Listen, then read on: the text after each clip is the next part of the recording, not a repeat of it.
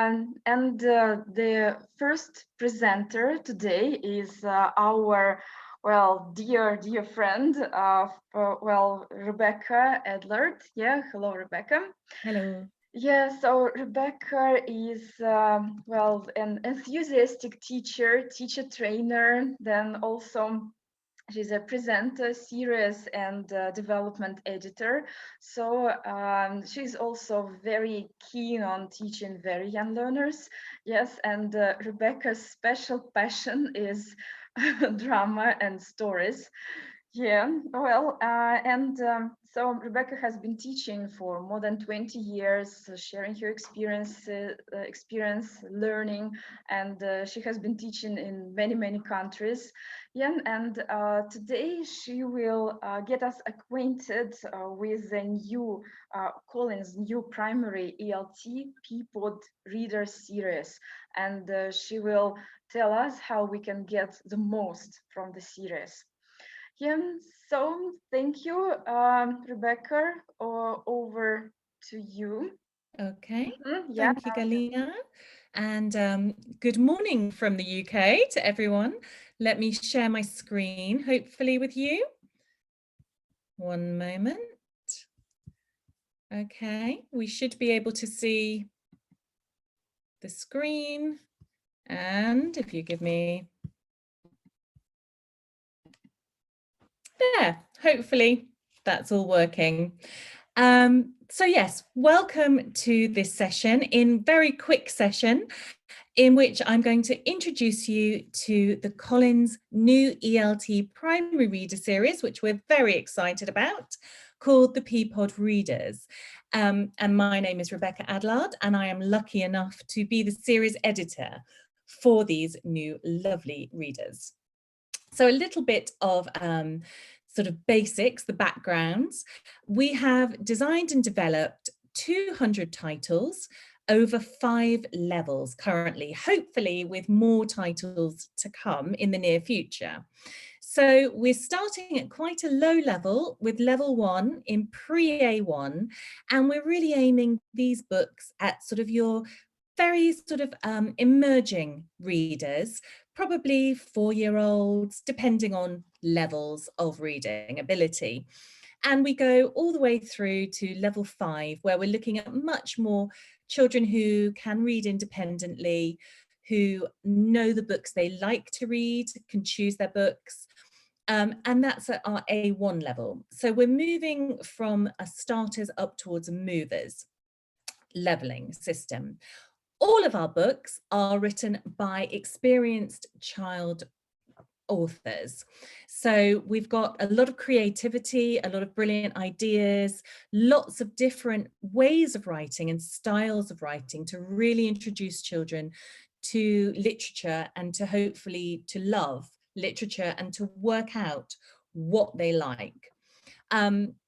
All the books have then been edited by experienced ELT editors, so that we are really targeting language learners, and we're really sticking to what we think they should know and they'll be learning in the rest of their English curriculum.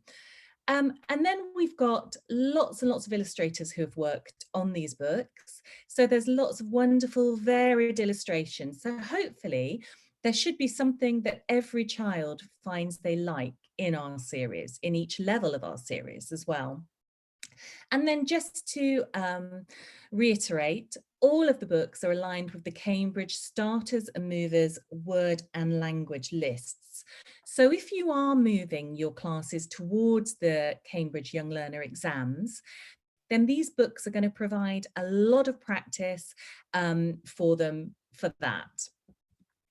Oh, okay.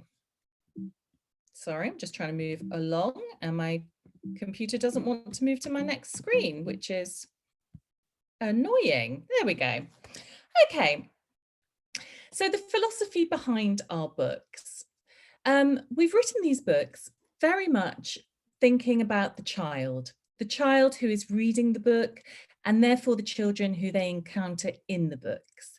And we want all our books to have children front and center, so that every child, when they read this book, they can recognize a character trait, a setting, a scenario, an event. And we feel that that's really going to engage our young learners. It's really going to encourage them to read more, and help them with their comprehension of each book as well. So every book is an exploration of the world around them, whether it's fiction or non-fiction. It's helping our children to go out and experience the world. And especially at the moment when this can be quite hard, where a lot of children are locked down, they're working from home, they're not socializing as much as they may have done. So the books are trying to bridge that gap to help them to really experience the world around them. So in our fiction titles, we believe that learners will recognize and relate to the settings and the characters and the events that happen. And in our non-fiction titles, we believe that we should draw the children in by using their own natural curiosity to help them access the books. So our non-fiction titles all are questions. And these questions reflect that wonder, that curiosity that children naturally have. So sometimes looking at the front cover of a non-fiction book will not automatically tell you what that non-fiction book topic is, but you will see how it relates to the topic and how these are questions that children, when they think about things, might be asking themselves. And then in the non-fiction titles, when you open onto the first double page spread of the content, you'll see a page something like this, and this will reflect the title of the book, the question. So it will show children in a setting, in a scenario where they are naturally thinking about this topic and asking themselves a question. And then within the non-fiction books, that we will go on to answer that question and extend and exploit the topic fully. So with lots of information, lots of facts, and often at the very end of the book, we'll come back to these original characters or this original child as a kind of wraparound, so that all the time children can see the logic and the reason why they're reading our non-fiction books. Back to fiction, some children really find it much easier to access stories, and this could be stories in their own language, it could be a TV series, when they recognize the characters in those stories. So there is a familiarity that helps them to immediately access the world.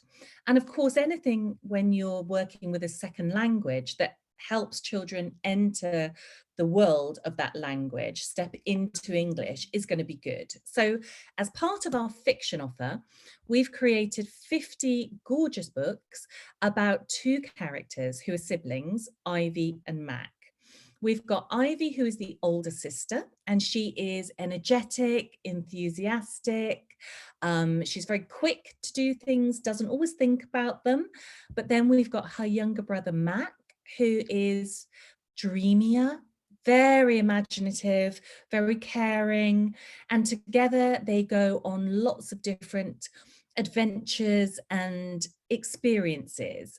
And we have them in every level, so from level 1 through to level 5, which means that they grow with the readers. So if your particular reading group likes to hold on to an idea of a familiar concept, so they like knowing who these characters are before they open the book, they like knowing where they're going to be, then these might be the books for them. So lovely Ivy and Mac. Whoops. And then if those are not the readers that you have, there are a lot of other books which have various topics, many of them relating to cross-curricular things they might be coming across in sport, in social sciences, in arts, so all across the board. So you could choose, or they can choose for themselves, various books of different topics. And here I've got examples of ones to do with horses. If you've got children that love horses and horse riding, or who have been studying animals maybe, then we've got a fiction book, Welcome to Horse Riding Club, and equally a non-fiction book, Why Do We Have Horses? So they can work on both various topics and within that genre of fiction, non-fiction. So there's a wide range within our books, hopefully something for all your young learners. And then within each book itself, we have got the features of a before reading spread, which will introduce children to the topic, the setting, will introduce some key characters or key words that they kind of need to know before they move on and read the book. We've also got the picture dictionary at the back of the book, which will recap keywords that come from the story and obviously link back into those Cambridge word lists. In level 5, this is replaced with a mini dictionary, so really working on their dictionary skills. We've also got an after reading comprehension activity in every book. And we've got a chance to do a listening and speaking practice, which is based on those Cambridge exams, so can double up as exam practice for those children who are heading towards exams. All the books come with full downloadable audio, so that's accessible in the classroom or at home. And they also come with a downloadable guide for teachers and parents. So if your children are having to work at distance, there is a resource there that can help both you, but also parents to actually work with these books with your children. So let's have a look at the books and how we might fully exploit them. Before you read, it's really important to activate schemata. And by that, I mean to get children to think of the prior knowledge that they have on a topic, to think of associations with that topic, possibly to think of keywords they would expect to hear or read within this topic. And so even before you pick up the book, I would always suggest that you use something to get them guessing, to get them thinking, activate the brain. I love online audio clips. I think they're a great opportunity because it takes a while to work it out, and that's good. It's very challenging. So for example, here I've got 2 books from the series. We've got A Turtle Needs Help, which is a fiction book, and Why Can't I Swing Like a Monkey, which is a non-fiction book. So for A Turtle Needs Help, which is set on a beach, I might try and get an online audio clip of beach noises so that I'm activating for the children where this story is going to take place, what they might see, or what they might find children might do on a beach. With a monkey, I might have monkeys chattering and see if they can work out what the animal is, what's happening. For example, if you can't use audio clips, you could always use an image of something and get them to brainstorm words around that image. Or even realia. You can't bring a beach in, or a turtle, or a monkey, but you could bring in a box of sand, for example, or maybe a banana for a monkey, I don't know. So something that just gets them pondering, starting to be interested, starting to switch on that idea of what's going to happen that we want. And then obviously you're going to start with that cover. Every time, start with the cover.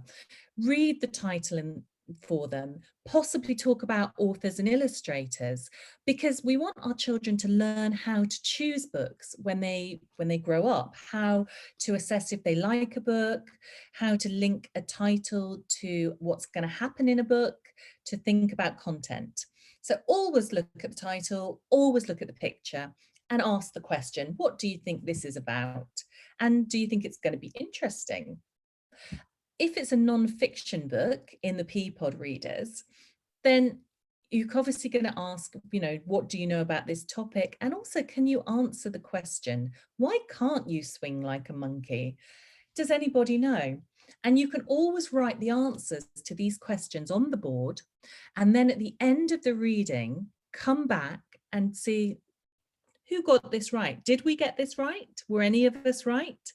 And that's a really lovely way of rounding off the story for them. So then we've got the before reading pages in the Peapod readers, and these introduce them, as I said, to key vocabulary, to setting, to characters.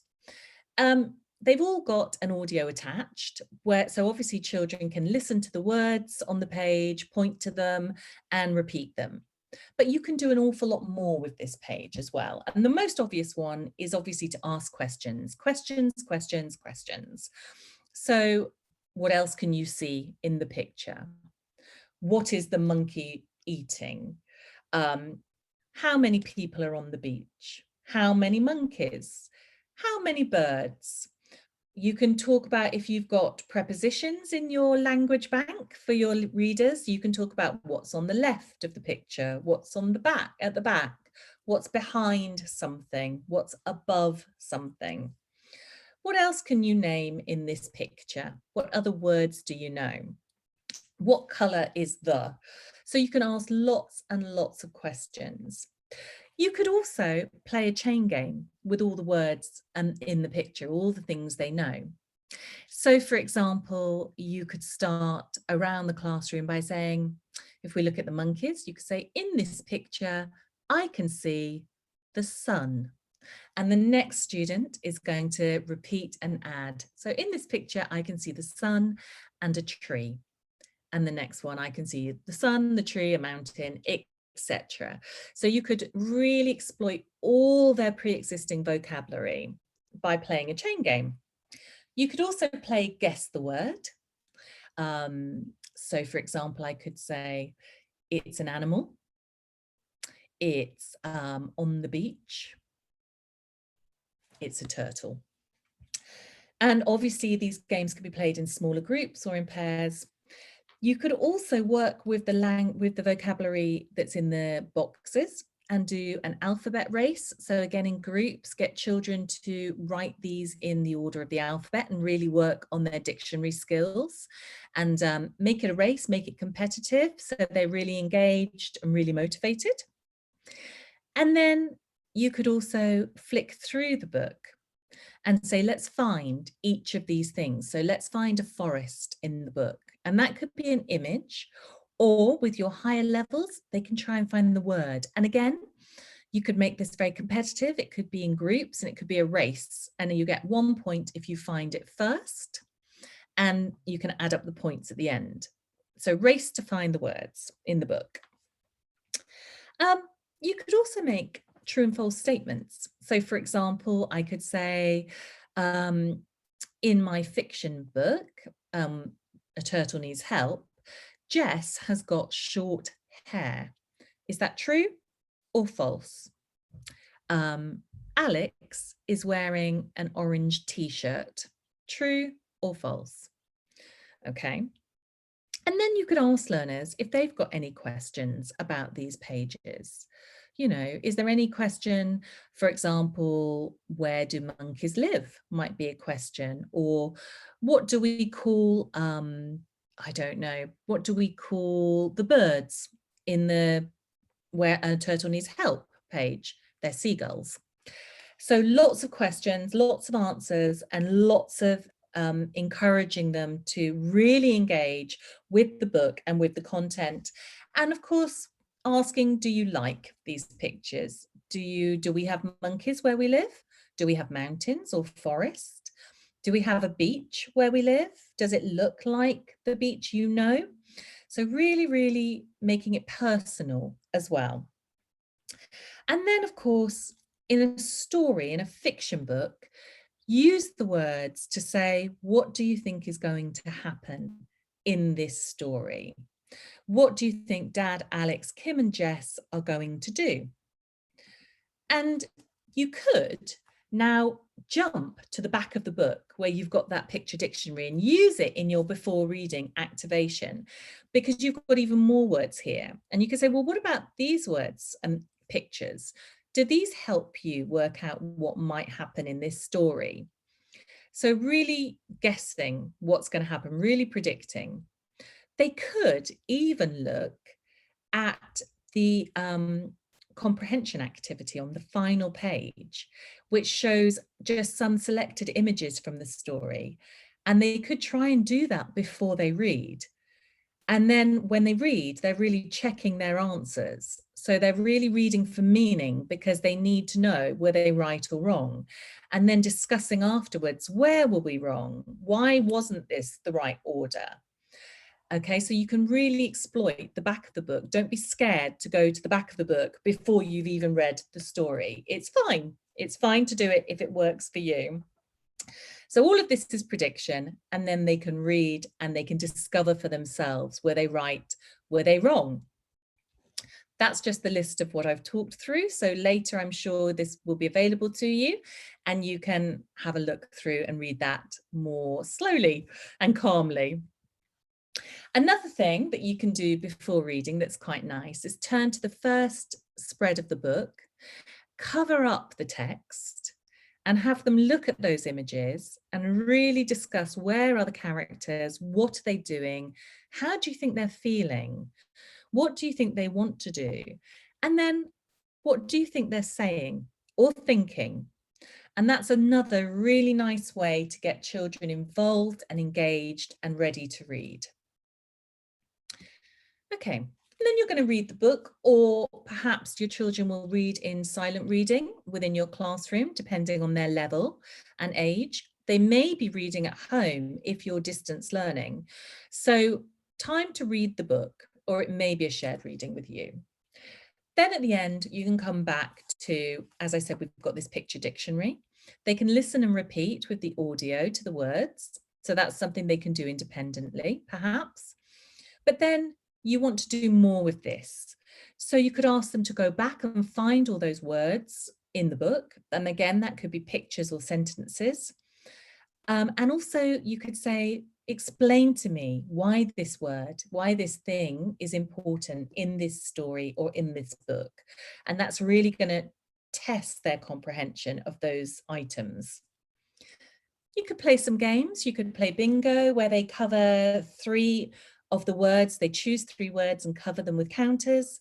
And then you name words at random from the list, and they take the counter off when they hear the word. And when they've taken all their counters off, bingo, and they win the game. Again, you could play whispers. So you start off by whispering one of the words to a child, and they whisper to their neighbor. And so the whisper goes around the group. And at the end, you see if the word has got all the way around correctly or whether something went wrong as they went. That's quite a nice game, especially with younger children.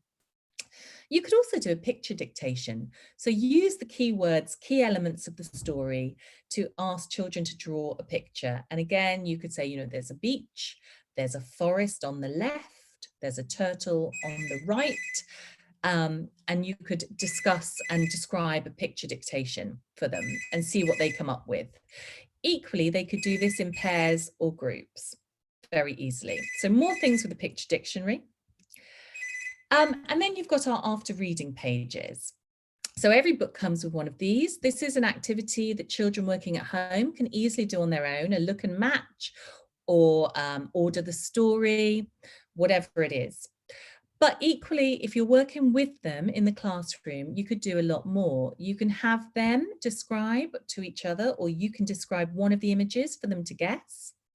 You could have them act out or do a still tableau, a photo of one of these pictures from a story or one of the actions here. And again, for the other groups to guess which one they are acting out. A poem or a chant is a quite nice extension. So using these keywords and the idea of the monkeys that they've looked at. For example, with this one, we had the title, Why Can't I Swing Like a Monkey? So we could use that language structure of like, and we could use these gerunds, and we could maybe say something like, look at me, swinging like a monkey up in a tree. Look at me, I'm eating like a monkey up in a tree, etc., etc. So making some poems, some chants with these words. And then obviously you need to refer back to what you talked about before reading. So with the fiction titles, you need to look at learners' predictions about the stories and were they right, were they wrong, What was different? With non-fiction, go back to the title question of the book and what children had suggested. Were they right? Can they now tell you the right answer? In groups, you could get them to together collaborate to write an answer to the title question. You could then put that onto the board and make one final collaborated answer with everyone's input. And that way you can also do a little bit of work on grammar and structures. You could also have them in pairs. One of them is an alien from another planet who does not understand anything about Earth. And the other is an earthling who has just read this book and knows everything there is to know about this topic. And the alien could ring and say, ask the title question, why can't you swing like a monkey? For our earthling to then reply and respond. So you could set them up a little role play to check their comprehension. So lots of ideas there for really exploiting every page in the book, really engaging, motivating, and working with the story. For more ideas, we do have the teacher's guides and parents' guides. And this section we've got here is called plenary. And this section is really important because what it does is it gives you a lot of talking ideas, talking about the stories, which can be done in your first language or in English.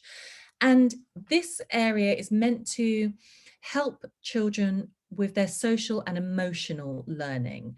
So it's comprehension of the story, but also talking about the how, the why. How did the children in the book feel? How did it make you feel? Do you have similar experiences? What would you do in this situation? And this connection, this kind of area is really key at the moment because a lot of children are missing out on this natural learning about the world around them and how they fit into it.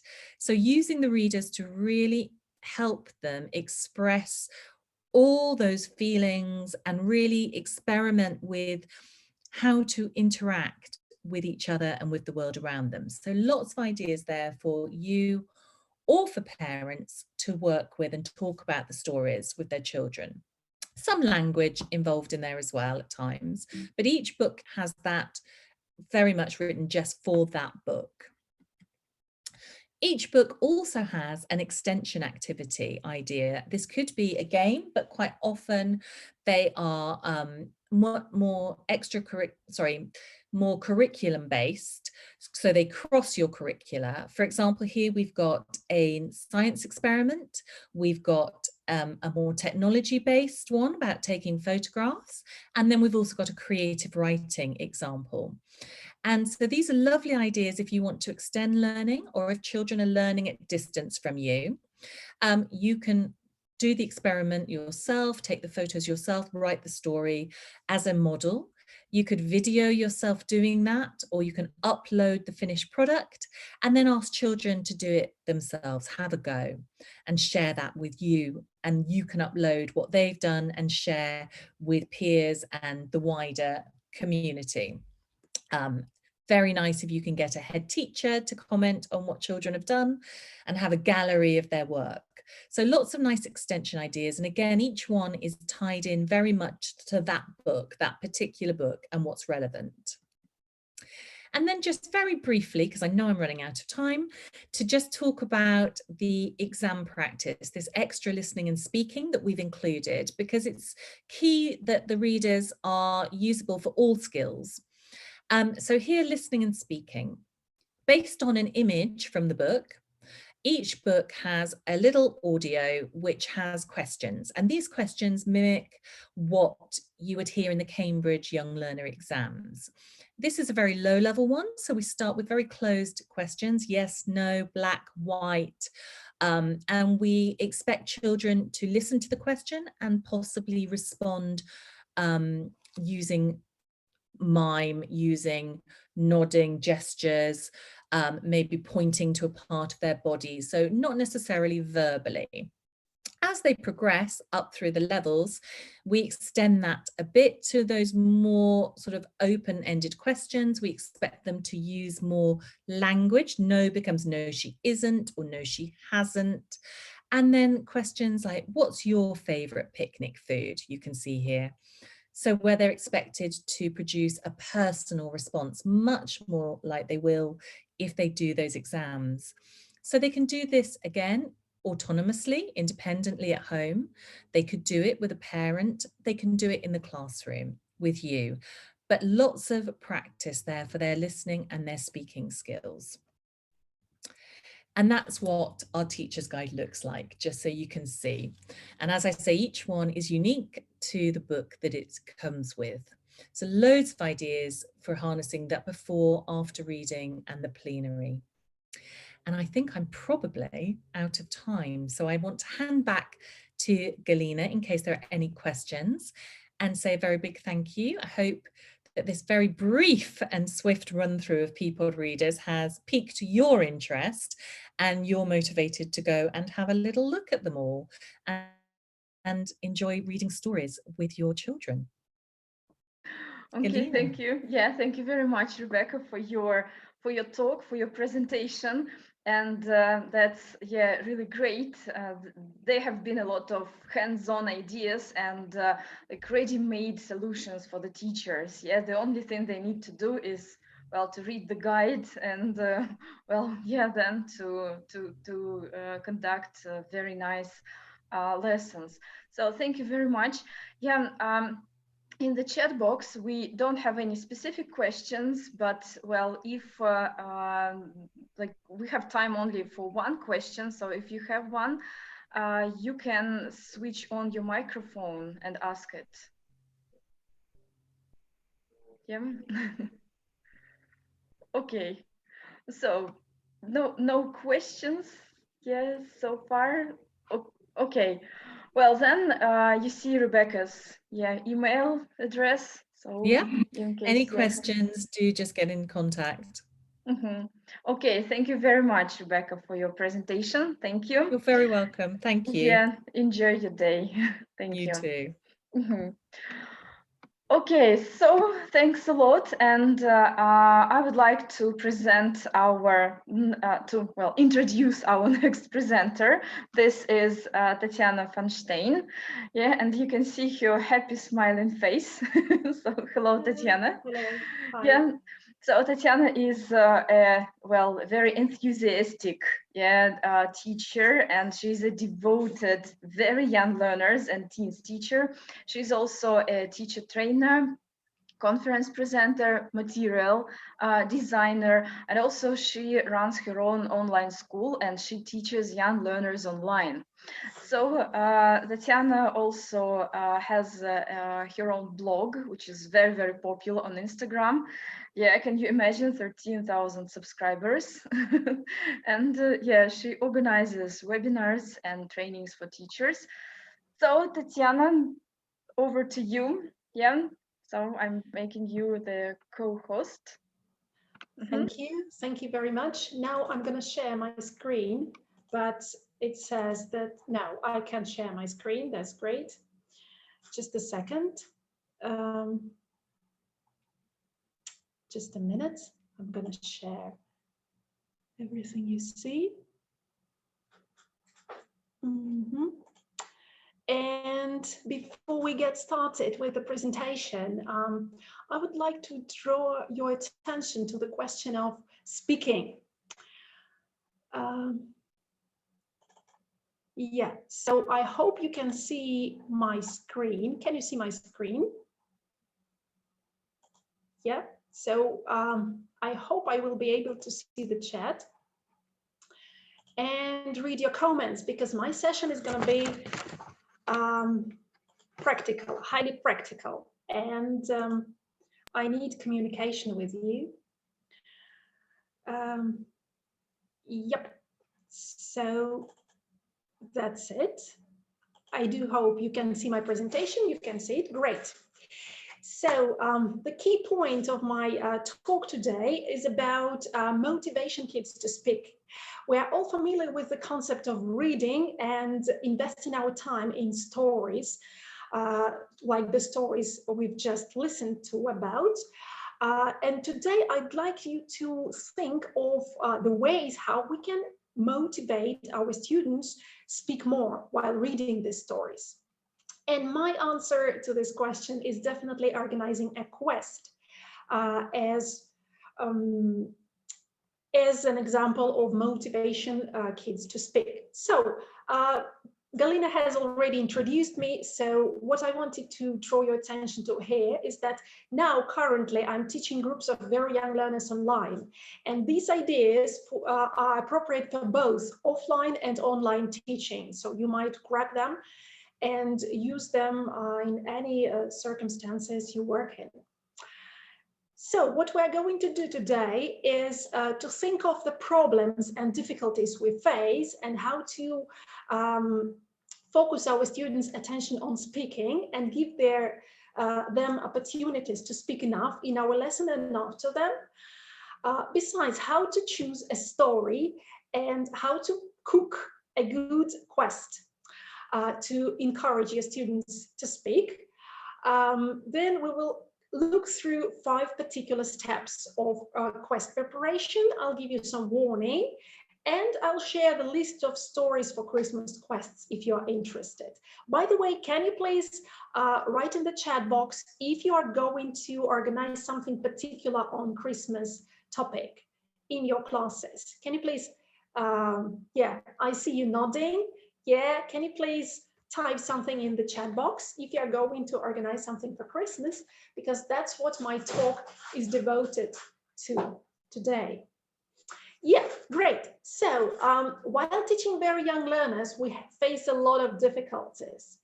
And first of all, we definitely have to build a rapport. Choose a course book, especially if you're working with very young learners online. It will be a challenge, I know. Besides, we have to be some kind of actors and people who will be constantly holding your students' attention. Besides, we definitely work a lot with parents offline and online. We do prepare for classes. And one more important key thing here is that we definitely have to organize the appropriate assessment for kids and let them see the progress. So, and in case we want to do it, we need something special. And I believe what we need is regular events in English. Please, can you type in the chat box if you've ever organized events in English? I mean, any performances, any book clubs, whatever. Can you please write plus or anything if you have done it? Has anyone done it already? Yeah, I see some of you have. And we're all familiar with different types of events we can involve our children in, like performances to watch. This is a very different thing. We might organize them ourselves or with our puppets or with our characters, with some professional actors, wherever you want to include. It might be a reading club when you all gather together and take a look at the book your kids will be interested in. There might be some shows with kids performing when they have to learn some poems or some roles, some words to cite in front of the public. But in my case, I don't like such ways of performances and events as far as they are not connected with speaking. I'm a captive fan of speaking activities, and that is why I do recommend you investing in a quest. Well, wow, Veronica has already played Stickman with children. Yeah, great. Today we're going to stick to the story of Stickman as well. So what I offer you to do is a quest. And by the quest, I mean some interactive performance when you can motivate your students to speak. Let's see how it can be done and why the quest is so good about it. First of all, if you create the situation to play for children, you can help your children psych themselves up to relax, because the environment and the atmosphere of the game lets them forget about the difficulties they face in language and encourage them to speak. Besides, it's a great chance to revise the material. And it is also a chance to place your kids in a situation of a real language usage. And it definitely can show what your kids are able to do and what they are not able to do yet. And it definitely motivates for further work, maybe at home, maybe in your future classes, doesn't matter. So now on the slide, you can see some quests I've already done. By the way, quests might be connected with particular stories, like today. Some stories I'm going to mention, and they might be based on some videos, so whatever you like. Anyway, the idea is that we put our children in some magic atmosphere to let them relax and give enough opportunities to speak. So what is a recipe of a good quest? So we definitely have to find a good story. Today, I'll give you a list of some Christmas story you might use for Christmas quests. You need a group of kids for sure. You might need some assistance, because if you are going to make some magic happen, probably you will have to do a lot of work and you will need some help. By the way, these assistants might turn out to be parents of your kids. If you show your enthusiasm and wish to create something extraordinary for kids, they will definitely be ready to participate. There has to be a sprinkle of your enthusiasm for sure, a spoonful of imagination, and a pinch of wish to make it happen. So if you have got such a set, let's get started. Let me show you, let me guide you through all the stages of preparation, a good quest. While choosing a story, we have to focus our attention on selection of a story. There is a great variety of stories, but what I'd like you to focus on is to see how many tasks or resources are available. So if there is a book there with you, are there any other resources you might use to build your quest? Probably there is a video which is possible to watch, or there are some songs, or there are some printouts that you might use for your lesson preparation. Besides, if this particular story is appropriate not just for the age of your students and not just for the level of your students, but for your particular students. There might be some objection about scary moments. If you're working with kids, you are all familiar with the situation when you talk about something and kids definitely fall out of your lesson and stop participating because they are really scared of something. Scary music, scary character, and you can never know what will frighten them really much. That's why don't forget to think about it beforehand. Besides, what about parents? Will they be included? Do they approve the message the book is giving or the video is giving? And don't forget to think what can be done at home. And before we get started, what I offer you is to think of your aim. Why are you doing this quest? For example, to revise the material is a great opportunity to do it. Or probably, for instance, you might want to introduce a story or give extra opportunities to speak, which is also always my aim. Don't forget to think of some organizational issues. If you need some magic to happen, if you want your kids to believe that Santa is coming to town, or somebody is opening the door, everything should work properly, like in a real performance, and it requires repetition, people to help. Don't forget to plan how much realia and equipment you will need for your performance.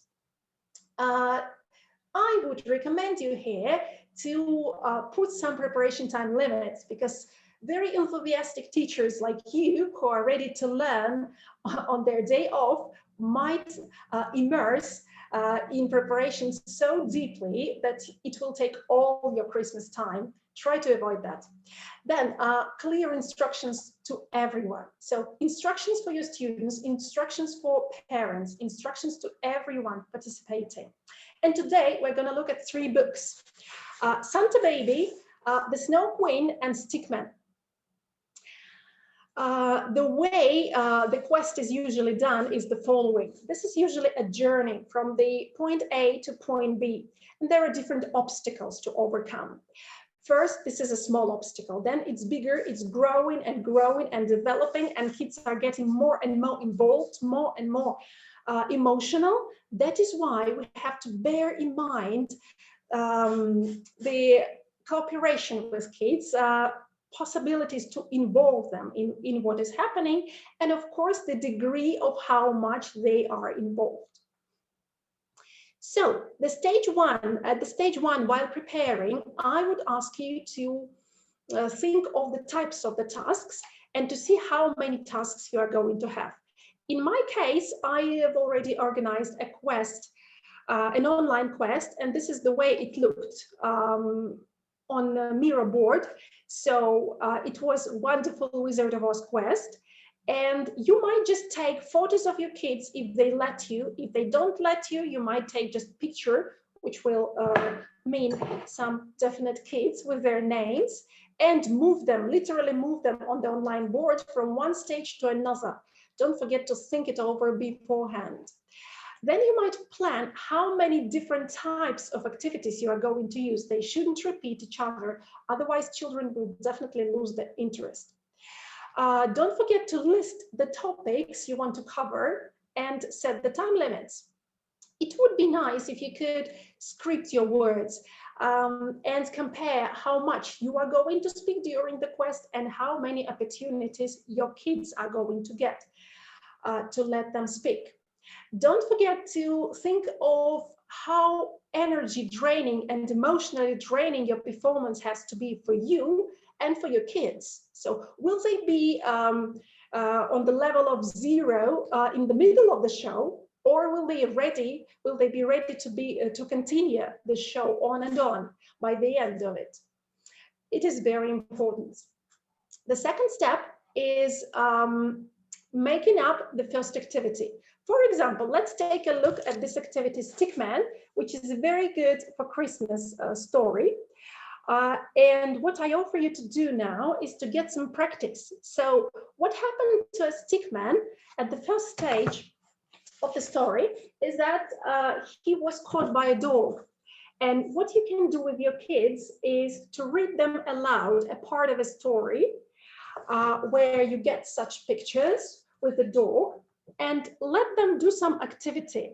Now I'm going to read you a passage from the story. Your task is to make up a speaking activity based on this particular part. So he sees a stick. A stick, barks the dog. An excellent stick, the right kind of stick for my favorite trick. I'll fetch it and drop it and fetch it, and then I'll drop it and fetch it and drop it again, says the dog. Now my question to you is, what kind of speaking activity you might introduce here? Can you please type in the chat your ideas of activities? I'm going to share mine a bit later. So what kind of speaking activities here in this particular situation when a stickman is trying to escape from a dog's chase? What can be done here? What kind of speaking activity might you introduce? Do you have any ideas? I know it's quite a challenge to do it from the scratch right now, but you might try. I'm sure you will succeed. I'm waiting for your answers in the chat box. There is absolutely no harm trying. I will give you my ideas a bit later. Give instructions to each other, and others should listen and do. Okay, might be. Anything else? What other speaking activities might be done there? At this stage of the story. So let's imagine that you're traveling together, kids are traveling with stickman, and they are there in front of the dog who is trying to catch the stickman. Is there something that seems a bit logical or which is worth mentioning there that might be done? My ideas are the following. If your kids are very young and they are ready to move, you might ask them to play Catch Me If You Can game, but don't forget to use here some speaking. So what I offer you to do here is that you might introduce some rules like 1, 2, 3, run away, and they have to touch the other wall of your classroom to escape from you, and you're trying to escape. But don't forget to add up some speaking there. Like children might be running and saying, I'm running away from you, or you will not catch me, or whatever you like. Here, I like the idea of proving that you are a stick, because the idea there was that Stickman was trying to prove that he is not an ordinary stick. And here we can ask students to remember what a stickman can do if he's not an ordinary stick. Like he can walk, he can play with his family, or as far as we are familiar with the members of his family by that moment, we can ask them to name the members of their families and compare them to Stickman's family. Anyway, we will motivate them to speak here. Then we might bring sticks to the classroom and ask them to compare sticks with the real stickman and find the differences between sticks or between sticks and stick family. There might be any other idea like food activity game when you offer your kids to say to the dog like, okay, the dog is hungry, let's feed the dog. Or you might offer any relay race you want. And as for other books, there is another book I mentioned, it's Santa Baby. And there is the first adventure he meets is that he has to take his things and get to fly where he has to fly. There might be some activities for getting dressed. So you name the items, kids get dressed and drag the things they need to get dressed. You might be mistaken, you might put things in the wrong places. Or if you take the Snow Queen, there is an adventure with the river. So there might be anything you like. Yeah, so Veronica, you're right. You might try to find the teacher and move the pictures somewhere on the online board. Exactly. So the next step is the next activities, plan further activities. They are listed here. I would like to draw your attention to some of them. Like in the story of Santa's Baby, there was a snowball fight. You might have a snowball fight. So usually good books give you hints. So you might ask them to have a snowball fight with words. They throw one word to another person, and then he has to throw something back, like a sentence with this word, for instance. There might be some bragging activities when children have to be chosen, for example, to say why they are better for this particular activity or for this particular action. There might be lost and found activity, getting dressed activity, building a snowman, whatever, debates. That's what I like really much. Then the next step is preparing some key question, answer to which will help them unsolve the task of a quest. What you have to think about is about the message, clues, definitely, how they can find these particular clues, how long it will take them, and how much they will be able to speak. What I would like you to do now is to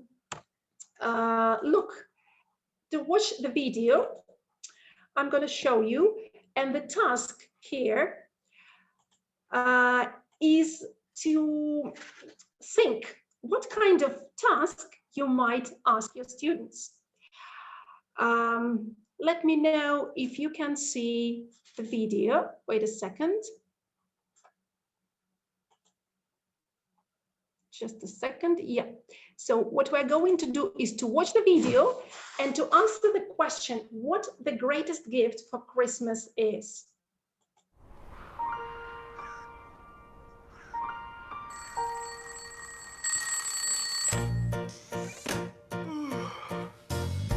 Another year over, where do they go to? It's a mystery.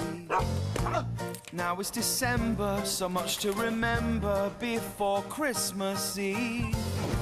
I'm already late and my train is delayed, disruption on the line. I race into work and the place is berserk. Yes, it's Christmas time. I wanna find the greatest gift I can give my family. But right now, I don't have time to breathe. The streets are chaotic, the shop's idiotic. There's a queue for the queue. A granny's taking her time at the front of the line. 91, 92. There's a party at work and the manager's twerking inappropriately. To top off the day, another train is delayed. It's a catastrophe. Christmas time is here. I'd like to spend the time with the ones I love so dear. I'm trying to find the greatest gift I can give my family. I don't have time, there's only one of me. Tell me, how do people do it all? I'll never get it done. If only there was a way to be in two places at once. Wait, that gives me an idea. And here we stop.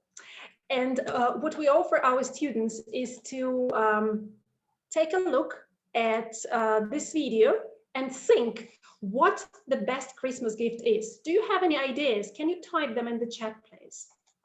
We're going to finish soon, but what I offer you to do now is give a thought for this question and share your ideas in the chat box. So what is the greatest gift for Christmas as you think? What can it be?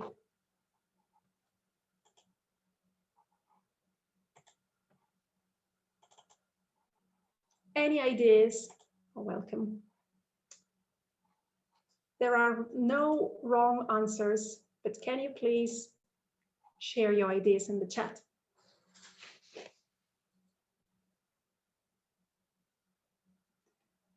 Time we spent together. Thank you, Veronica. Any other ideas? Actually, you are very close. You probably have watched the video already. And so this is the idea how you can create a special toy for everyone. Thank you, Vlada. This is the way you can create this, task and question which your students will want to answer and unsolve.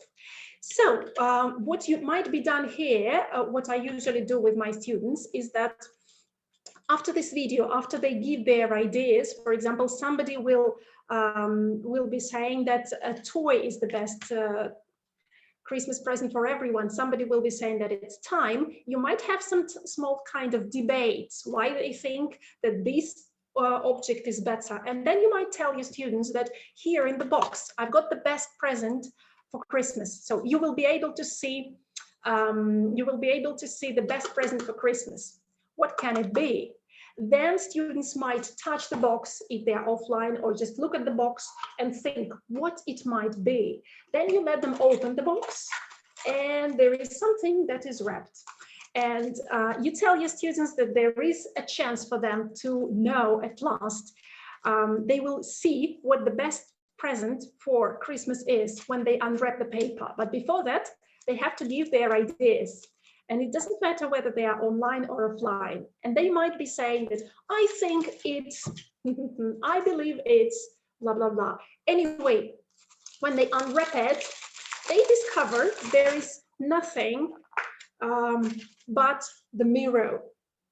Because the idea of the video is that you are the greatest gift that you can give your family. So, Veronica, you are very close.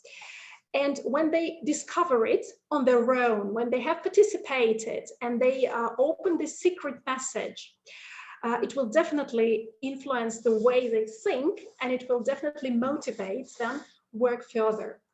Don't forget to plan at the last stage some ending of your quest. So will it be just hugging time when you hug everyone? Will it be a particular craft which they will be able to put on a Christmas tree and hang there? Will it be a small present from Santa? If it's going to be a small present, how it can be delivered to your party? Or it will be a tea party in the style of a character, which I've done quite a few. Like, for example, in the photo, you can see a tea party in the style of hungry caterpillar. The hungry caterpillar has eaten a number of things. That's why we had these particular things for tea. And you might also use your parents beforehand or during your class and asking students, do you remember what the caterpillar ate? Or can you imagine what Stickman with his family would like to have for Christmas, for their Christmas dinner? They might name the food, and you might bring something that they are going to eat together with you. Doesn't matter offline or online. And probably one of the last things I wanted to tell you, I wanted to inform you and to warn you from some mistakes which I've gone through. Don't try to avoid the temptation, waste all your time on quest preparation, because it is energy and emotional draining process, which is absolutely wonderful, but it takes your time. Don't do everything on your own. I remember organizing a quest for kids and having decided that I will make the particular pudding myself for my kids, gingerbread cookies myself for my kids, everything myself for my kids. The quest was amazing, but I didn't get a chance to get a pleasure of it, to get some buzz out of it, just because I was too exhausted. So try to avoid this mistake. Don't take too much in one quest. You have to specifically focus on some topics you want to cover.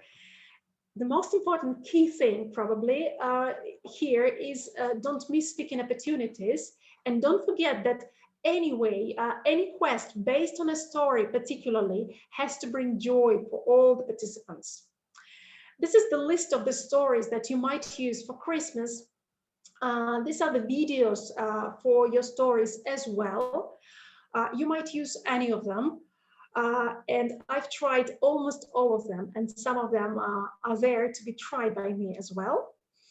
And probably what I would like to end up with and leave you with is that a quest is a wonderful opportunity for your students to speak, to encourage them for further learning, because after having had a quest, your students might want to know more about it. You might send them this particular video, you might send them the book and give them some extra tasks with the book.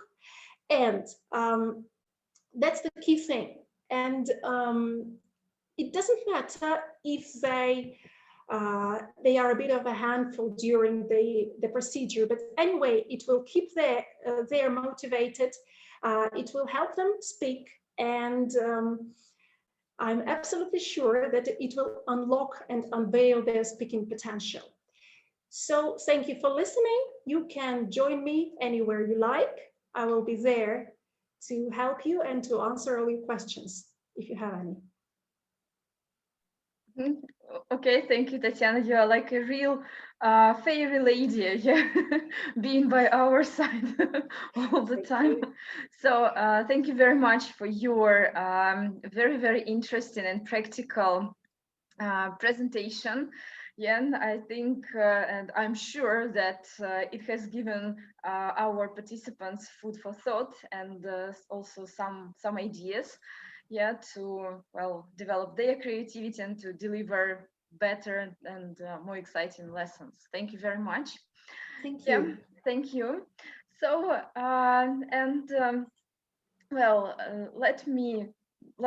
let's move on and let me introduce our next speaker. Yeah, and so you can see also her happy and smiling face here. This is Larisa Gribenkova. So Larisa is a very experienced teacher, trainer, and her area of expertise is teaching very young learners and young learners. Yes, so Larisa has been working in this field for more than 25 years, and she has experience of being a teacher and also director of studies, teacher trainer. So Larisa designs and runs seminars and courses for teachers. Well, and she's also a co-author of a series of course books, Muley and New Millennium. And her professional interests include creativity, early literacy, storytelling, and drama with young learners. So, Larisa, over to you. I'm making you a co-host. Hello, everyone. Just let me download.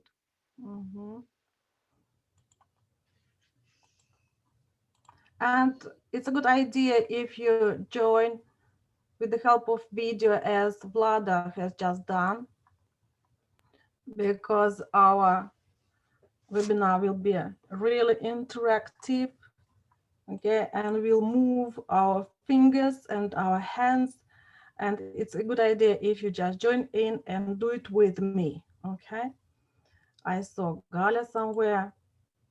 Okay, the idea is that if you want to start doing that, do it now, okay? Because it's a chance just to start doing that, okay? So we'll talk about stories and how to tell stories across 5 fingers, okay? How to use finger plays with children in the classroom and why do it that. Okay, let's see and do the first activity. I'll show you 5 fingers and I will tell you about myself. Okay, my name is Larisa. I'm an English teacher. I work for Language Link. I teach young learners and I like teaching them with stories. Okay, so you see that actually you can use 5 fingers to introduce yourself, and it will be a very short story all about me. Okay, so what we are going to talk about, again, 5 fingers. Okay, why to tell stories, how to tell stories, how to stage the activities with stories, how to get ready for them, and how to encourage children. Okay. Okay, let's prepare our fist again and say 5 reasons why would you use finger plays with children. Vlada, why? It's kinesthetic and visual. Kinesthetic, yes, you can engage children physically. It's a hands-on activity. Okay, Galias, 2 ideas from you. Okay, why to use finger plays? Yes, good. Imagination. Yes, you can increase and stimulate the imagination, okay? Because they can see just their fingers, not something else. It's fun. It's fun, yes. That's how children learn, because if they're bored, they do not learn. They need fun. That is the way how they learn, okay? They learn through playing, okay? Imagination, fun, okay? Physical engagement. Actually, you name all ability, not just needs, but language abilities, how children learn a foreign language, and not just a foreign language, but their own language, okay? Any more ideas? Any more ideas why to use finger plays? Maybe because it's unusual.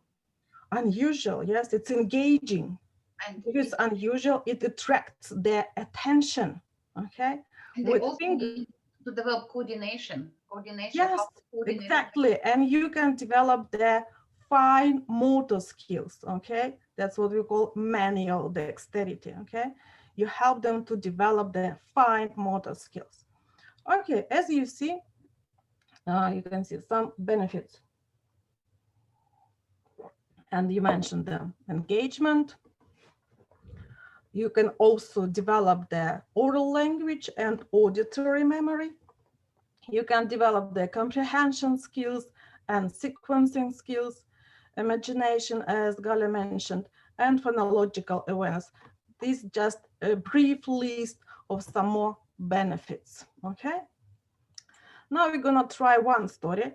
I know that some of you already know this story, okay? And this story is about, look, what I've got, what are these?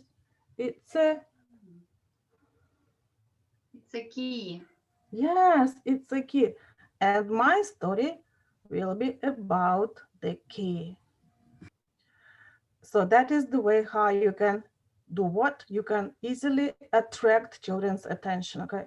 Because the problem is how to get them, how to grab the attention. You can show them the object like a key, or you can show it with the finger and try to guess it, okay? Children, what's this? But sometimes it's not really easy for them if you just show a finger. So they need some clues, okay?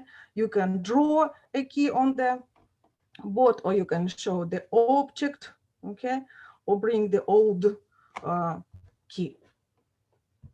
It's actually a common object. It's not a problem to find it. Okay, are you ready? So that's the key. That's the key to the kingdom.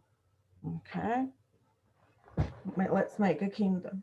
Okay, in the kingdom, there's a town. The town is on the hill. On the hill, there's a street. In the street, there's a house. In the house, there's a room. In the room, there's a bed. On the bed, there's a basket. On the basket, there's a blanket. Let's open it. What's this? It's a baby. Okay, the baby is in the basket. The basket is on the Bed. The bed is in the Room. The room is in the House. The house is in the street. The street is in the Hill. hill. Yes, the hill. Okay, the hill is in the Town. The town is in the kingdom, and that is The key. The key. the key. Do you want the key to the kingdom? Okay, and what? You tell the story, the finger story, and what are possible activities around? Okay, so you attracted their attention, you show them the story, and what to do with the story. Let's see some ideas. Okay, so the first thing is, again, 5 fingers, you get the attention. Okay, with all the ones, you can focus on phonics and ask if they know the words that rhyme with key. Okay, then you can also personalize the story and ask where they live and describe their kingdom. Okay, describe their town or village, if it is a city or whatever else. Then you tell the story and ask them to join in. You can drill the story, or all the ones can read the story aloud. Okay, because you can give them the text. And as a creative follow-up, you can ask children to draw their own object, okay, in the empty box or in the empty basket. For all the ones, again, it can be even a project. like this one, it's just the first slide. They can make a presentation and describe their location. That is called, the project is, this is the key of my country. And describe their location or even a country. So you see that a very easy, handy activity, like the key to the kingdom can go to productive skills, okay? Both spoken and written. One more popular rhyme, I'm sure that everyone knows that, that's why you can easily join me in and do it together. That is Itsy Bitsy Spider. There is also a variant like Insy Wincy. It's no matter which variant you prefer.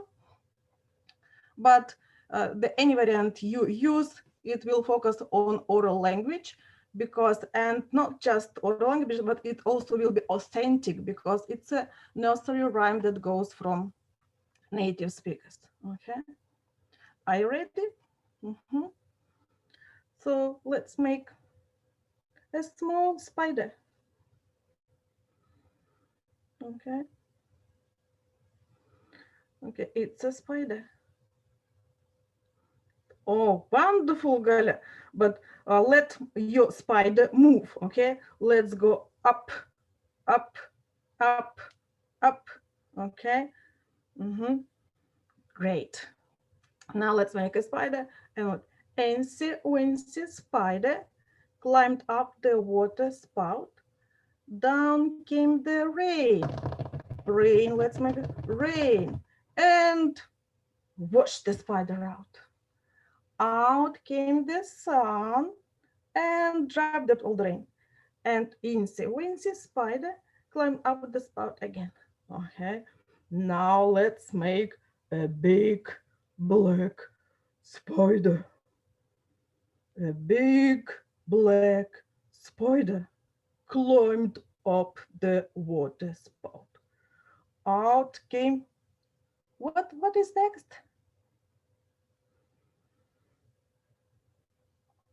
Down, yes, down came big, strong rain and washed the spider out. Out came the sun and dried up all the rain. And Insy Wincy spider climbed up the spout again. Again, very easy one. I often use that just to grab the attention, because that is the way how you can start your lesson, okay? When they arrive tired, disorganized, and you need them to put them together and start the lesson. You need a kind of short activity to grab. It's a kind of magic, okay? When they look at your fingers, they look, okay? And they do it. That is the way how you grab their attention, okay? Not just children, open your books, let's start our lesson. What date is it today? And children still under the desks or somewhere else, but not with you, okay? Let's see some activities around how to make it more productive, not just attention grabber, because the activity is authentic and it brings some language. What can you do with this language? You can talk about the weather. What's the weather like today? Okay, you can pre-teach some vocabulary using pictures or using gestures, flashcards, or whatever else. Tell the story together using different voices, different intonations, different effects, I would say. Demonstrating a big spider, a small spider, a tiny spider, or whatever else. Okay, you can also introduce some activities, comprehension activities connected with sequencing, and comprehension when children listen to you and color. Okay, that we call picture dictation.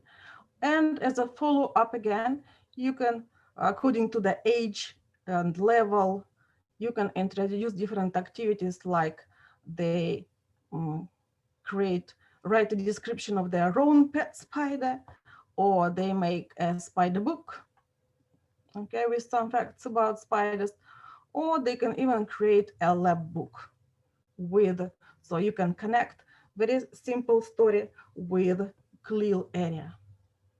Okay. Any more ideas, by the way? I know that Galia is specializing in clear, and she's very creative one. Galia, do you have any ideas connected with spiders or with this particular rhyme?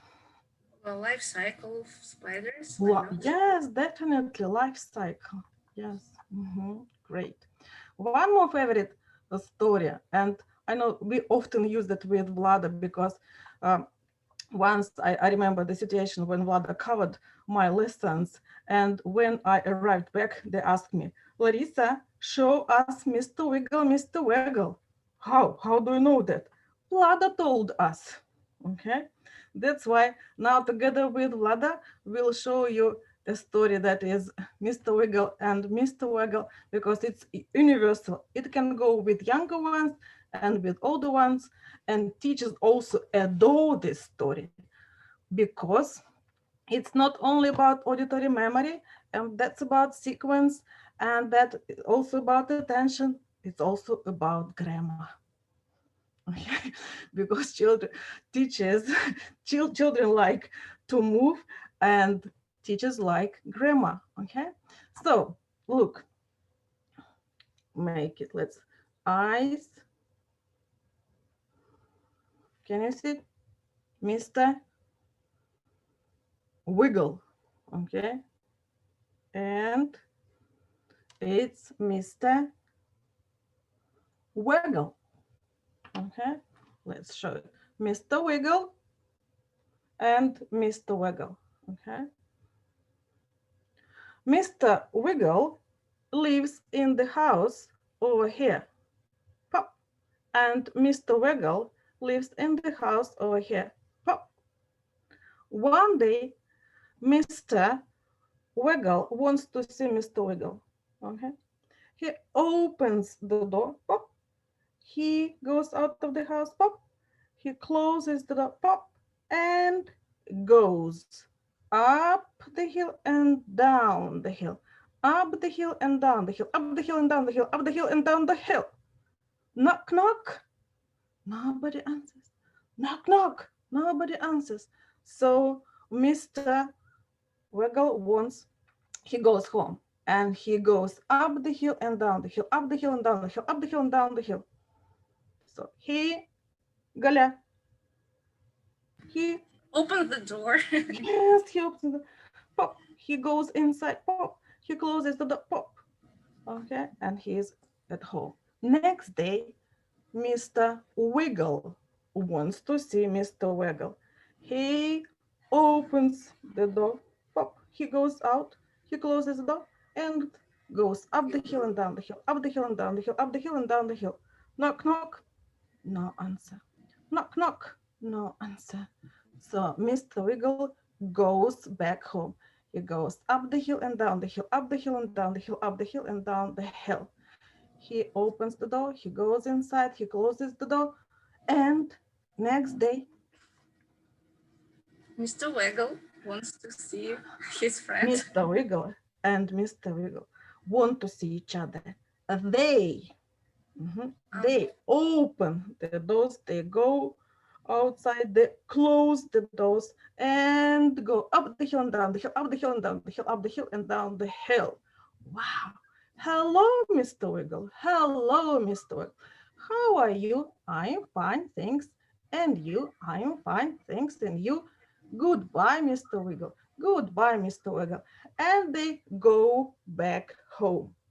And they go up the hill and down the hill, up the hill and down the hill, up the hill and down the hill. They open the doors, they go inside, they close the doors and go to bed. That's the end of the story. Okay, so let's see some activities around, because teachers say, wow, it's not only finger play, it's not just fun, it's learning. Okay, but it is important to arrange, okay, the classroom and children around. So you can arrange children in a circle, because children realize it's a special activity, it's story time, okay? So you introduce the characters, According to your creativity, you can even make hats or whatever else, depends, but they shouldn't disturb, okay? They shouldn't avoid from moving, okay? Tell this story several times, repeat, encourage children to join in, and as a productive follow-up again, children can create their own stories with different characters. That is for younger ones. There can be 2 little caterpillars or 2 little worms or 2 little fish, okay, whatever they want.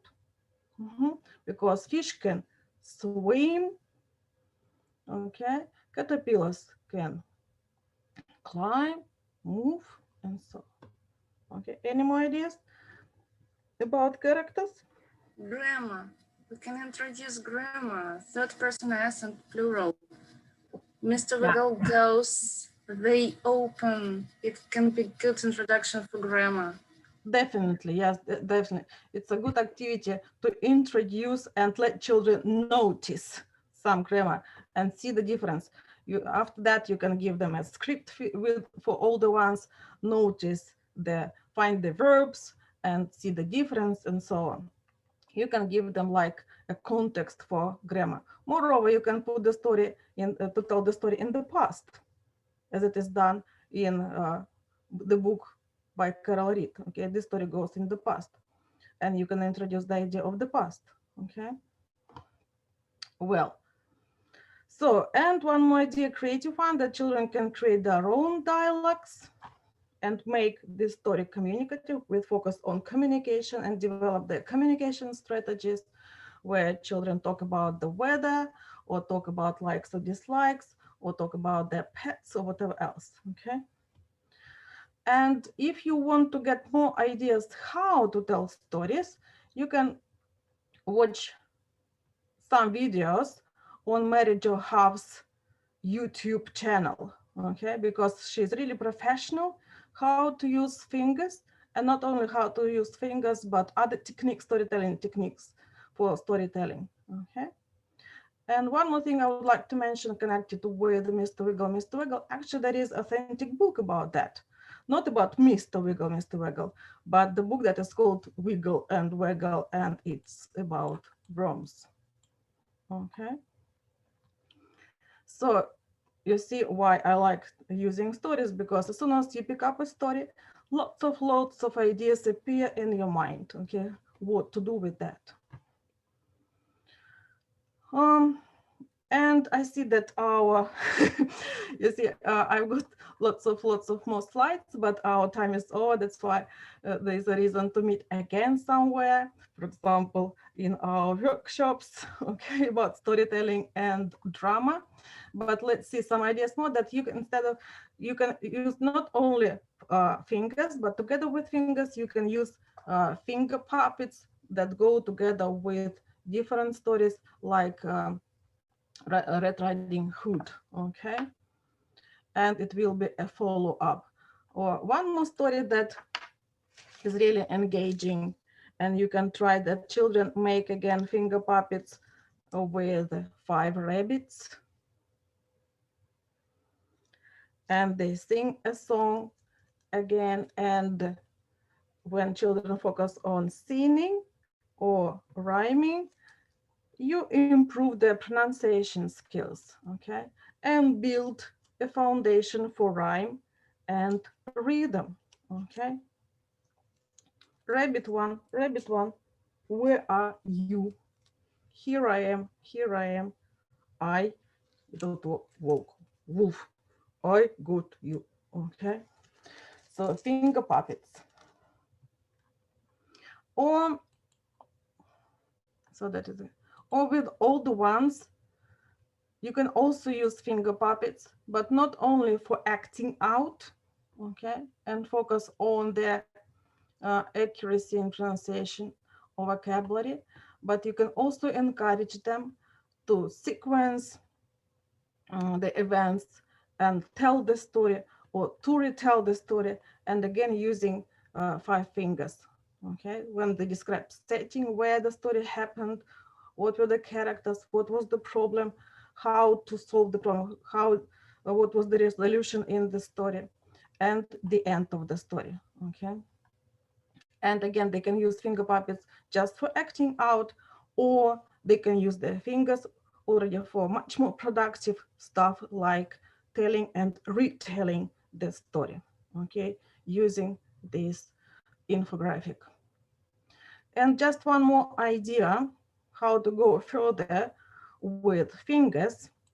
You can set up a shadow theater, but again, with the use of fingers, when children create their own characters, okay, or all the ones children like A2 can create their own story and demonstrate that and perform that with the help of shadow theater, okay? So let's sum up some storytelling techniques that can go not only with finger plays, but any kind of story. Control your voice, change your voice, okay? According to the feelings, pre-teach some vocabulary, create interest. Don't forget about your face, because face goes together with fingers. Create suspense, what goes next, what will happen next. Prediction, gestures, and adapt it, okay, if it is necessary. Some more ideas of finger plays, you can see that in the list.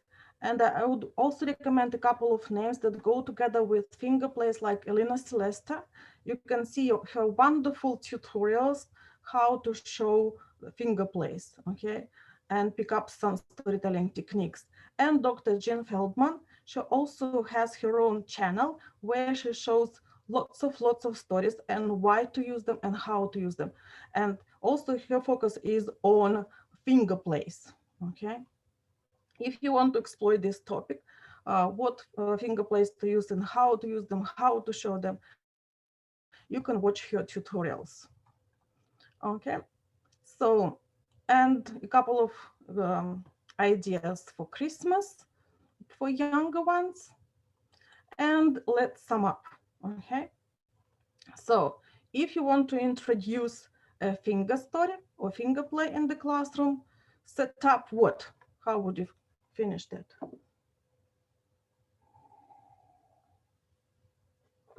Set up the Context. Context, yes, and then why you're going to use the finger play, choose the story, yes, practice your storytelling techniques, okay? Plan stages, okay, 3 or 5 stages of the lesson, and encourage children to create their own stories, okay? Because finger plays, my message is that finger plays are not just about getting the attention, because with the help of finger plays, you can make the process much more engaging and encourage children to produce their own stories, okay? So some resources,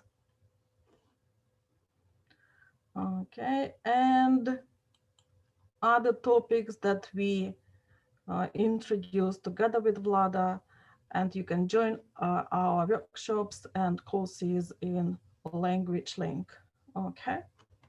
Any questions?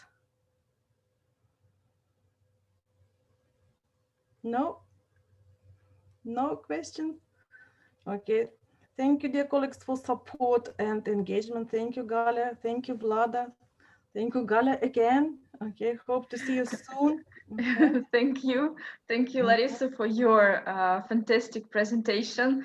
Yeah, I guess that everybody will agree that it's been interesting, involving, fun, creative, and also, well, fantastic, or maybe, well, some thought-provoking. Yeah, great. So we need more fingers, I guess. So thank you very much. Thank you. Well, our final speaker for today, yeah, the cherry on top. This is Elisabeth Jackson. Let me introduce this speaker. So Elisabeth is a Delta qualified teacher, academic manager, and trainer. Her interests include learner autonomy, the lexical approach and listening. So she's been living in Moscow since 2018, and she's been teaching since 2011. Yeah, so, and what's more, Elisabeth is a keen learner. So this interesting, nice combination. Yeah, so Elisabeth, hello. Yeah, over to you. Okay, thank you very much, Galina, for the introduction. And let me just share our screen so we can begin.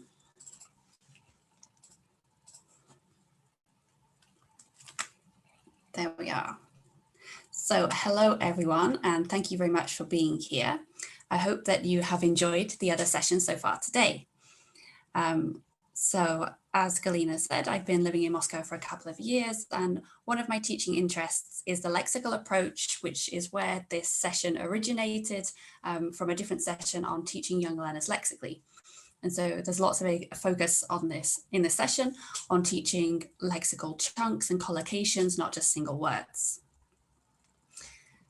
So to begin with, why encourage children to create stories in English? I assume you've heard a lot about stories today, so I'll just briefly recap the principles of why we use stories.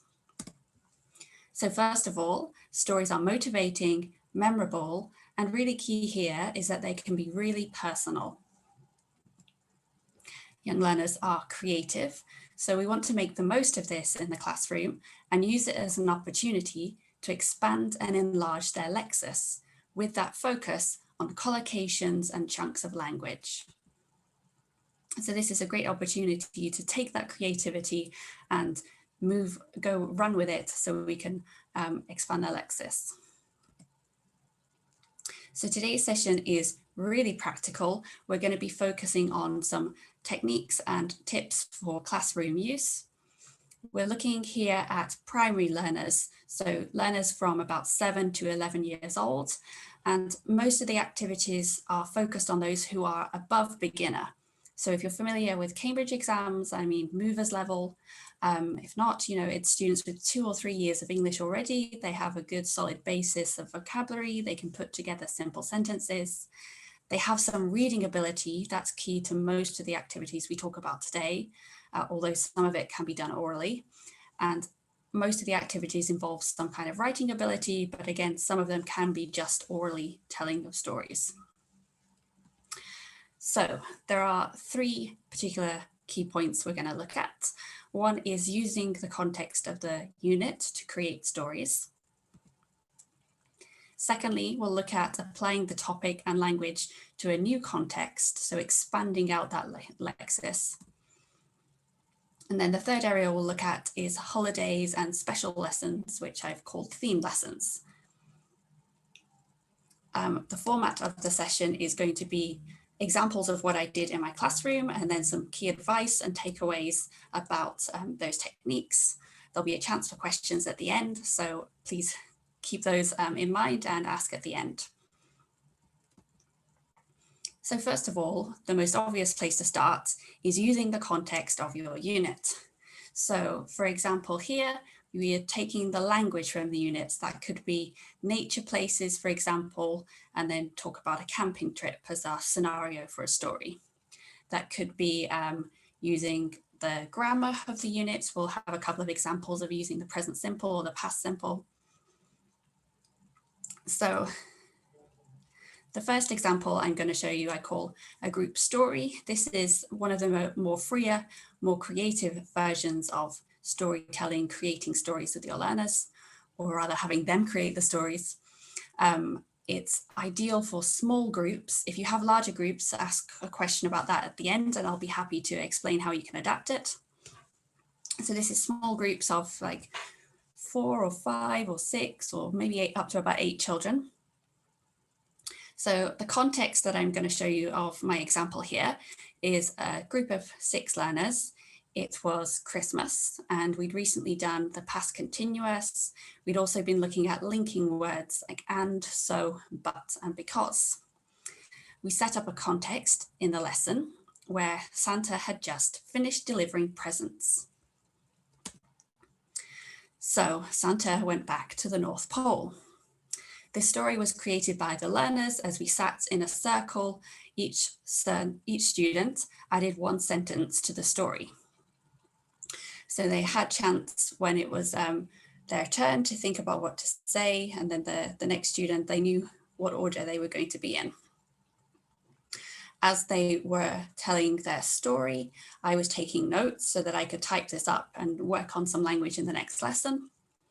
And as they were telling the story, they had the chance to ask for vocabulary or collocations, chunks they didn't know, which is the language here highlighted in yellow, or where I've upgraded it a little bit later. A couple of the grammar structures I added in myself just to make it more accurate, but the yellow is focused on the things that came up in the lesson. So as learners are having their turn and they want to add a sentence to the story, you can have them ask in L1 how to say something in English.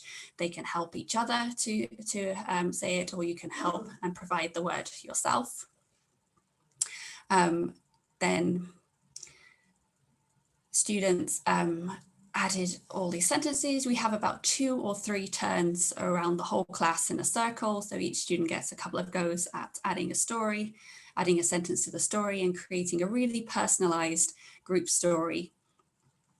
We did this a lot of times through the year. So we had our characters, Orsia and Prusheen, who were in all of our stories, and they just had adventures in different places, depending on where we were in the unit, what topics came up, or on the time of year and the festivities.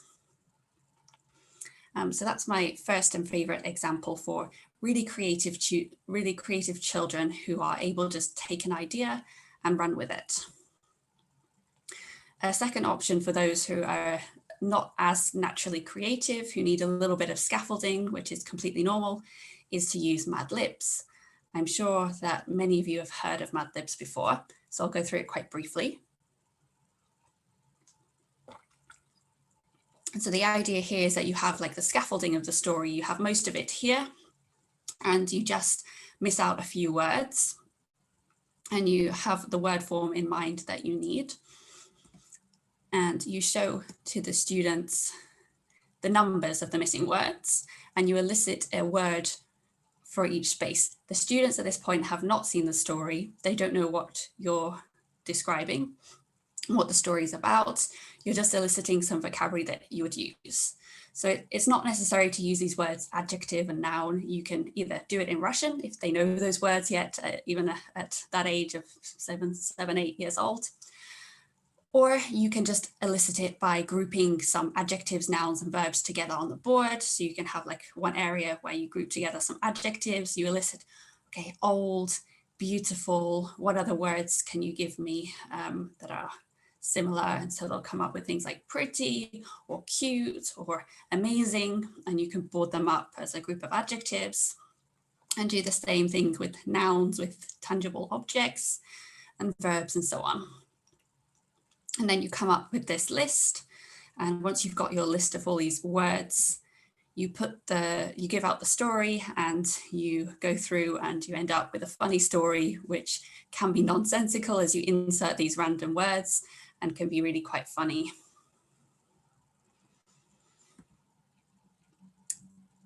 Another way to provide a bit more support or structure for learners is to use pictures.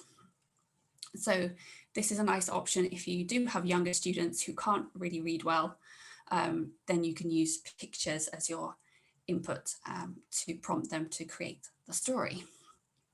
So it can be pictures in a logical order like this, and so they have to just describe what's going on in the pictures. You can cut it up and have students have to arrange it in an order.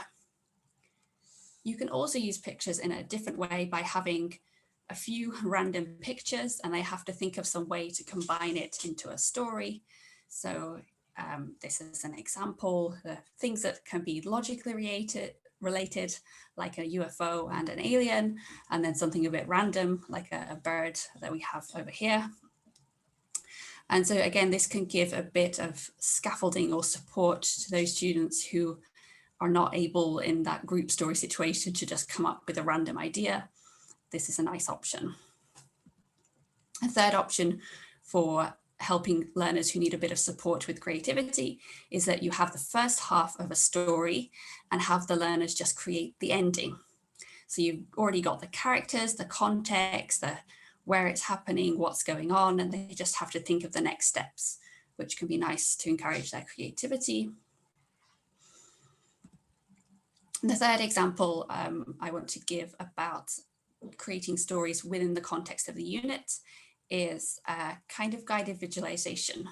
So what happened that made me think of this, in our course book, we had this reading here, it was a bit longer, about an Egyptian cat who lived in a museum, and at night the cat came to life and went on adventures. It left the museum and went outside. And so they read about this story, and we had the comprehension questions and all of the usual stages of our lesson. And then in the teacher's book, it suggested that you imagine you're the cat, where do you go, write a story, which wasn't really very much support. It did suggest that you could ask in L1 some questions to help give them some ideas, but you could also do that in English. And so the way I did this is I encouraged my learners to close their eyes, and I asked them a series of questions. I set up the context. Okay, you're in the museum, it's dark, it's quiet, it's late at night, it's 11 o'clock, you're waiting for the museum director to go home. It's quiet. Now it's time to open the door on your cage, to go outside to the window. You open the window. What do you see? Are you in the city or are you in the countryside? Is it hot or is it cold? And the students at this point were answering, it's hot, it's cold, there's snow. I kept on encouraging them with questions like, what do you see? What kind of road are you on? What do you see? Do you see shops? Do you see houses? Do you see a forest? Where do you go? What do you see? You hear a noise, what is it? So by asking these questions, the students were able to come up with an image in their mind of what was going on. And because we were doing this in English, not in Russian, they were able to get some of the language that they would then need to create their story when they put it down on paper. The next idea for relating stories to a unit, I kind of mentioned this in the group story, that we had these two characters that appeared in most of our stories that we came up with. You can do this, and Larissa talked about this in her last webinar as well, with the Mr. Wiggle and Mrs. Waggle, having some kind of character that follows through in all your lessons. This with a slightly older group of students. They were about 10, 11 years old. And we had a character of Robbie the Robber. And then he came up again and again as we came up with different examples even in PPP lessons, when we were presenting some new language, they came up with, well, Robbie the Robber went here and he did this. So it can be quite fun to have like a class mascot or a class character that comes up and can be used in mini stories throughout all of your units and things that you're doing in your book. So after you've done these kind of stories that are related to your unit, it is a good idea to do a little bit of follow-up. So you've got this new language that came up in this new context, a really strong context, so that it can be really memorable for your learners. However, you still need a little bit of follow-up. So recycle some of the new language in the next lesson. Of course, you don't need to recycle everything. You can just select some key lexes that you want to recycle and revisit. And you can also use the stories to do some focused language work. So in the group story that I showed you, as I said, we've been working on and, so, but, because. So they had an activity there to choose the correct word and practice those linkers. You can also quite easily highlight verbs. So past simple verbs or present simple with third person S, and you can do some work with that when you give out the story in a second lesson to revisit it and use that context to expand and improve language. So the second topic I want to talk about is expanding and enlarging lexis by applying that topic or that language to a new context. This example is from a lower level group, probably near the end of starters, start of movers. So here we use storyboards, which are good for lower levels or younger children, because obviously there's less writing involved. So the context here, the example I'm going to give you, it was Halloween, and we'd been studying daily routine. So I decided to expand daily routine language to Halloween characters. So we could create some new context and enlarge the collocations we were using, learn some new words and new chunks that were relevant to the topic of the unit, which was daily routine. So first of all, I pre-taught these characters. They knew some of them are similar in Russian, so it wasn't hard to learn, but we learned these words, we drilled them, we played a couple of flashcard games, and then we talked about each of the characters, and I elicited or pre-taught vocabulary about what they're doing. So here, for example, we have a picture of a vampire, and I could ask things like, oh, is he drinking tea? No. Coffee? No. What's he drinking? And of course, they didn't know the words, but I could give them the word blood, and then we could drill vampires drink blood, or he drinks blood. And then we did this got several new vocabulary. Then we could play a miming game, some TPR, where, okay, show me some actions, show me a vampire drinks blood, show me mummy walks slowly, show me zombie eats brains, show me werewolf runs fast. And so we could practice some of that new vocabulary, and then we could re-elicit it and put it up on the board so that the students had the spelling there ready for when they came to write their own storyboard. So I let the students choose which character they would write about. And here is an example, one of the squares of a student who chose to write about a mummy. And as you can see here, we both recycled language and we used new language. So at 10 o'clock at night was a recycling of language, and we recycled this use of present simple third person S by the mummy scares people. And yet we had this new collocation here, this new chunk, scares people, which was nice way to expand out some vocabulary and expose them to more new language.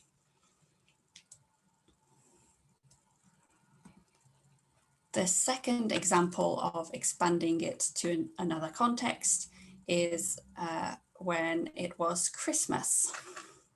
So here I had the idea, it was the same group, it was a couple of months later, and we had the idea, we had a few pictures here from a worksheet from the website ESL Principles, and we elicited some of the things Santa was doing in the pictures, and we did some mime and TPR, and then the students had to fill in the words about what Santa did on Christmas Eve, the day before Christmas Day.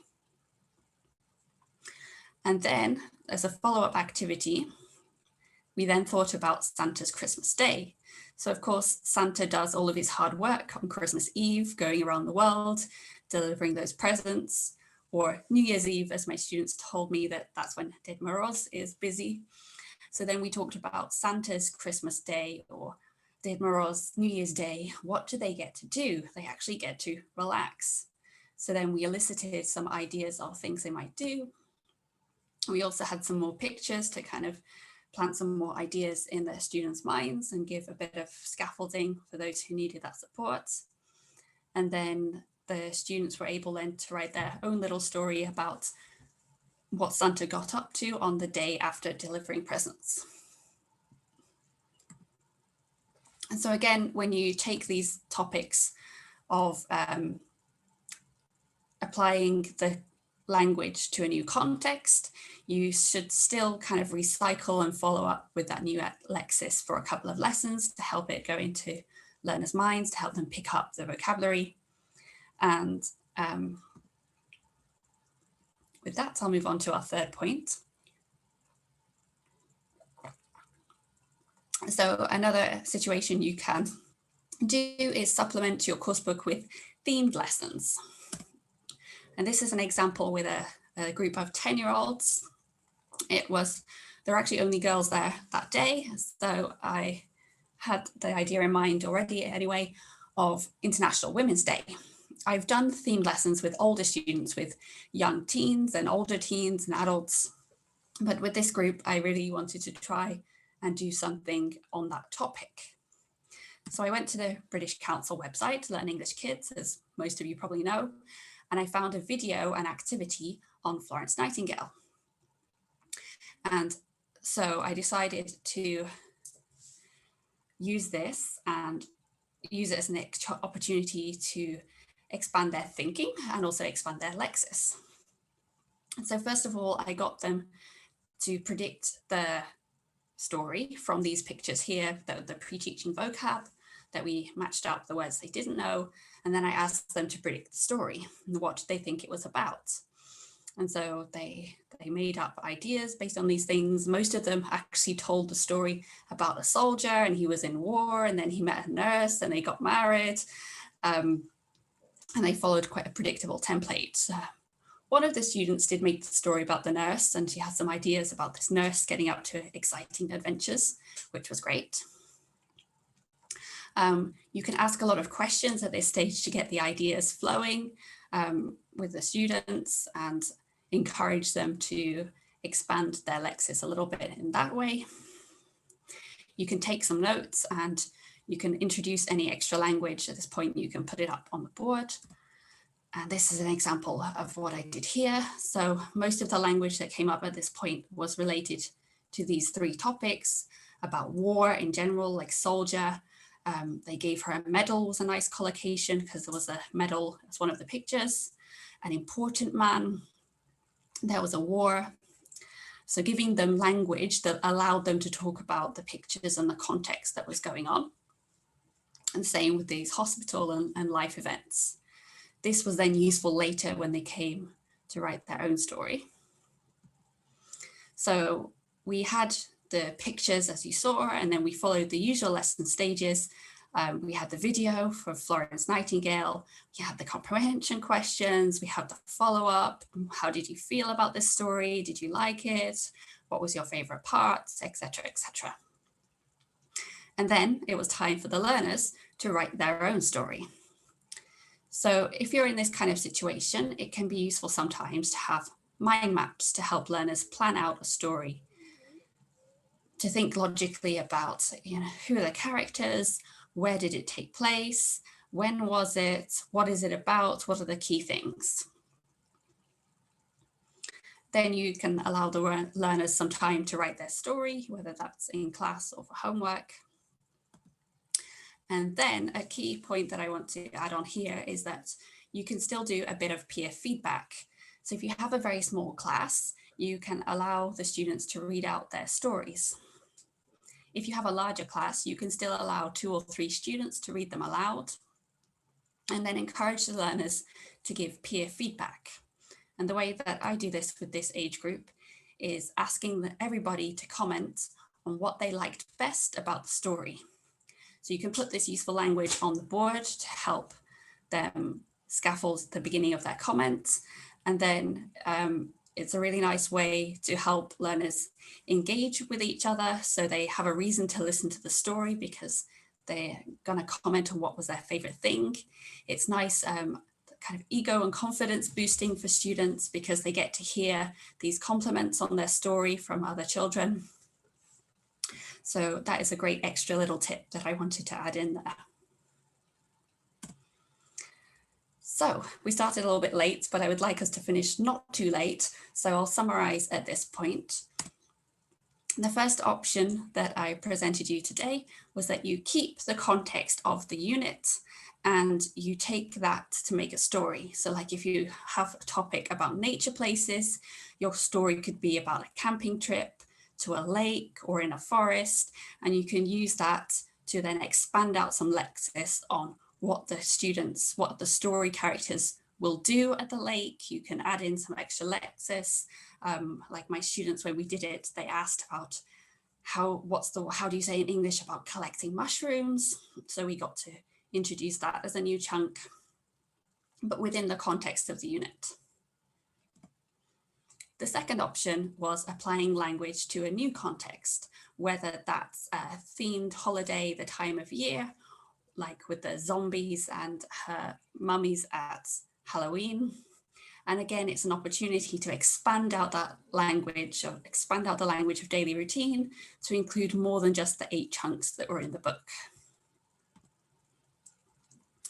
The couple of extra tips that I just want to remind you of is that while you're doing this, you can elicit and pre-teach useful language before the story.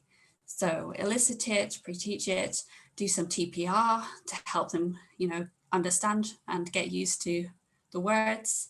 You can drill it, you can put it up on the board. So it's scaffolding their writing by having the spelling out there for them already. As learners are creating their stories, encourage them to ask you and to ask each other how to say in English what it is they want to say. This is a really great opportunity to expand that lexis in a way that's really relevant and personal to our learners. So that's a key tip. And then finally, remember that these creative lessons can be a lot of fun, but we should still be trying to recycle some of that new language. So having typing up the story or writing out the story and focusing on some language gives you an opportunity to recycle some of that vocabulary, or you can ask learners to recap the story orally. So remember, we created a story last lesson. Who was it about? Where were they? What did they do? And you can orally recap some of the story and try and prompt them to remember some of those new chunks by using a mime or explaining what did they do, and try and re-elicit that vocabulary that came up in the previous lesson. So we're reaching the end of our session, and I would like you to think, what was the most interesting or useful idea for you in this session, and to put it into action. Specifically, which class or level of students would you like to try it with? So since we're a small group, you can either type in the chat or perhaps unmute yourself and say what you would like to try. And then we'll have a couple of minutes for questions, I think.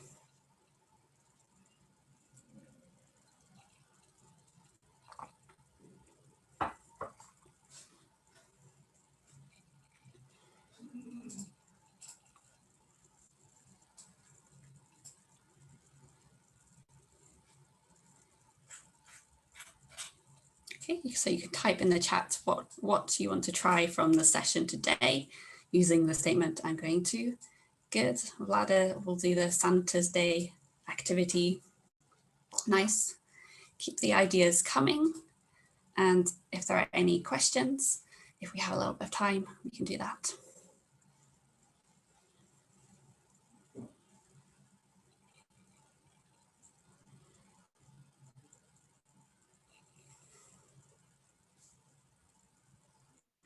If you do have any questions, you can either send me an email or find me on Facebook. I'd be happy to answer any questions you've got. Okay, thank you, Elisabeth.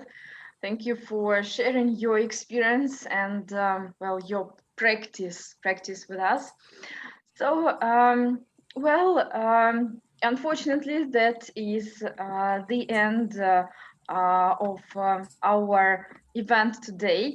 Yeah, and well, thank you very much for well, being with us, and again, many thanks to our fantastic speakers who have shared their ideas, their experience with us. Yeah, so well, thank you. Enjoy your weekend. Enjoy teaching very young learners, and well, any age groups. Yeah, thank you, and see you. Bye.